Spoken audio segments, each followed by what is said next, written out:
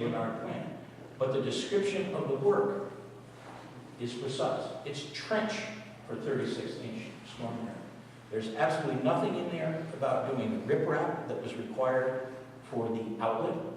The outlet, as shown on the June plan, was approximately 25 feet wide, maybe 140 feet long. The spec was intermediate riprap. The riprap of that size is 15 inches to 30-inch boulders. None of this was in the plan or in the contract proposed to the hospital. Now, when you look at your April 2010 minutes, it was intended that, pardon me, February minutes, it was intended that the town crew was going to do a lot of the prep work here. Other than the church, town crew got in over its head. The town did not have the equipment to construct the inlet and the outlet. The town has a backhoe, they've got a payloader, nothing had enough reach to handle 15 to 30-inch intermediate size riprap. And the riprap in the inlet and the outlet, according to the spec, and the spec, by the way, there, I think there's a typo there. It says 2 foot 3 inches deep. I believe they meant 2 to 3 feet deep.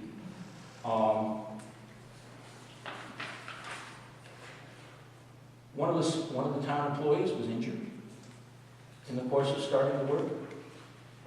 Palmer had delivered his equipment to start doing the trenching, but the trenching couldn't start until the outlet was completed. There were trees hung up. The first selectman asked Palmer Construction to start working. Throughout the course of this job, the Palmer Construction worked side by side with the town crew. Now, if it was Palmer Construction's obligation to perform all of this work for the single price set forth in the hospital contract, then under what authority did the selectmen have to have the town crew, the town equipment, all of the dump trucks, the payloader, the town backhoe, working side by side with a private contractor on what is a private contract job? That makes no sense. And that was not the case. There was no contract signed here because it was not known what the work was going to be required for Palmer Construction to perform. It was on an as-needed basis. As it was, Palmer Construction did set the riprap, but the backfilling, a lot of the grading, etc., was done by the town crew. In fact, as late as I think the November 19th or the November 2010 meeting of the Board of Selectmen, the minutes reflect that the town crew was responsible for finishing grading and seeding the incomplete areas. It was not Palmer Construction. Palmer Construction had a single contract with the hospital for a fixed price. It was thereafter that the Board of Selectmen, or excuse me, the first selectman asked Palmer Construction to assist in the performance of the work. Now, the bills that were submitted by Palmer Construction, and I gave copies of these to Attorney Dixon at the last meeting, were very straightforward. And I'm going to give you a little calendar here so that you can see the timeline. Palmer Construction worked for 10 full days and part of 1 day in the preparation for and in the construction of the outlet. And those are the dates commencing August 18th through August 31st. And those were work days. Monday through, the 18th was a Wednesday, so this Wednesday, Thursday, and Friday of that week, Monday through Friday of the following week, and Monday, Tuesday, and Wednesday of the next week.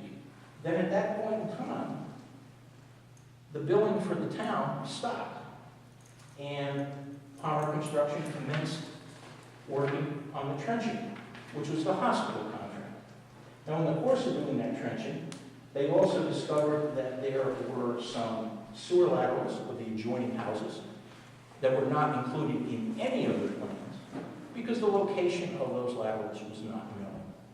It was only in the course of doing the trenching that they discovered the location of the laterals. They also worked part of one day in setting the additional manholes that were included in the June plan prepared by Leonard Engineering. The bid to the hospital included one manhole. There were 2 additional manholes installed in the, for the culvert on the west side of the road. Those are built at the town. Power construction worked the week of September 6th through the 10th on the hospital trenching, and a couple of days the following week, and a couple of days the week after that. There were part days of on September 3rd, September 14th, September 16th, and September 17th, where there were work on the laterals and the manholes, and those were part days. The rest of those days they worked on the hospital project. Then, when that work was done, they went back and they constructed the inlet. And let me start. You have to construct the inlet last. The outlet has to be constructed first. You go in reverse order. Palmer Construction worked the 22nd, the 23rd, and the 24th of September. This is 2010. And the 27th, the 28th, and the 29th on the inlet. All of these items were submitted specific billings listing the hours, the machine, the amount of the charge, and it was also broken down, and I think you may have some handwritten notes showing that it was which portions of the specific invoices were for trees, for stumps. These were huge trees. The stumps filled the dump truck. The town dump truck could carry one stump. Town had no equipment to do this, yet it had been originally intended this was all going to be the town's work. One of the reasons there's no contract is the work that Palmer Construction performed, again, was done on an as-needed basis at the request of the first selectman. And at any given point in time, I don't believe it was known what work was going to need to be required until it came to the construction of the outlet and the inlet, at which point the town just didn't have the equipment to do that. They didn't have anything big enough to handle it, and certainly not enough reach. The hydraulic excavator that Palmer Construction owns can reach out. It's a large enough machine, can handle boulders of that size, and they have to place each boulder. When you look at the plans, it's quite a layout. I mean, it's not, you don't just dig a hole and let the water run out. It isn't that simple. I mean, that's basically where we're, our position on this. I mean, I know the building is incredibly clear. There's nothing in the hospital contract that says that Palmer was going to do any work other than the trenching and the manhole and the bedding for the trench. That was it. The sum total of the contract. And frankly, that was a gift from the hospital, because while the original drainage problem may have been caused by the hospital facility, at the time that problem was created, Essent wasn't